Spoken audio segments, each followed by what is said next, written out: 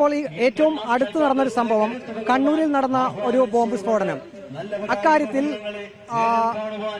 ഇടതു മുന്നണിക്ക് അക്കാര്യത്തിൽ പങ്കുണ്ട് എന്ന രീതിയിലാണ് വാർത്തകൾ വരുന്നത്. CPM ആണ് അതിന്റെ പിന്നിൽ എന്നാണ്. ആ ഒരു വിഷയത്തിൽ എന്താണ് അച്ചൂമ്മന്റെ പ്രതികരണം? ബോംബ് നിർമ്മാണത്തിനിടെയാണല്ലോ ബോംബ് പൊട്ടിയത്. അത് നിർമ്മിച്ചുകൊണ്ടിരുന്നത് ആരാണ്?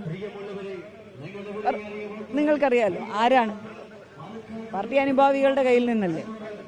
അപ്പോൾ ഇലക്ഷൻ അടുത്തിരിക്കുന്ന കാലത്ത് ബോംബ് നിർമ്മിക്കണം എന്നുണ്ടെങ്കിൽ അവർ പരാജയ ഭീതിയിലാണ്. അക്രമം അഴിച്ചുവിടണം എന്നുള്ള ഉദ്ദേശത്തോടു കൂടിയായിരിക്കും അത് ചെയ്തിരിക്കുന്നത്. ഇത്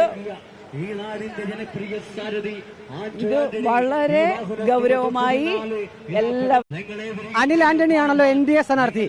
നിങ്ങൾ വലിയ കൂട്ടുകാരാണ്, ചെറുപ്പം മുതൽ അറിയാവുന്നവരാണ്. അദ്ദേഹം NDA സ്ഥാനാർത്ഥി ആയതിനോടുള്ള ഒരു പ്രതികരണം എന്താണ്?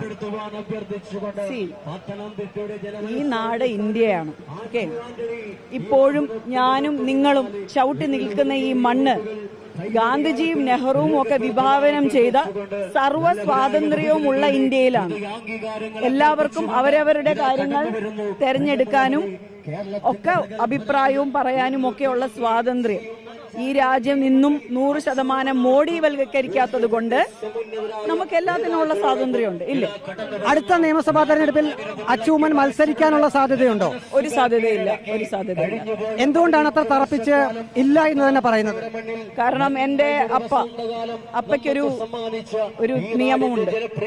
ഒരു കുടുംബത്തിൽ നിന്ന് ഒരാൾ, അങ്ങനെ പലരും വന്ന് കയറേണ്ടതല്ല കേരള കോൺഗ്രസ് രാഷ്ട്രീയം. ഞങ്ങളുടെ കുടുംബത്തിൽ നിന്ന് ഇപ്പോൾ ഒരാൾ രാഷ്ട്രീയത്തിലുണ്ട്, അത് ചാണ്ടി ഉമ്മനാണ്.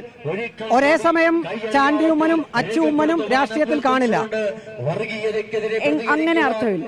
ഞാൻ പറഞ്ഞത് ഞങ്ങളുടെ കുടുംബത്തിലെ രാഷ്ട്രീയക്കാരൻ ചാണ്ടി ഉമ്മനാണ്. അദ്ദേഹം ആ ദൗത്യം വളരെ ഭംഗിയായി ചെയ്തുകൊണ്ടിരിക്കുകയാണ്. അവിടെ എനിക്കെന്നല്ല, എന്റെ കുടുംബത്തിൽ വേറെ ആർക്കും പ്രസക്തിയില്ല.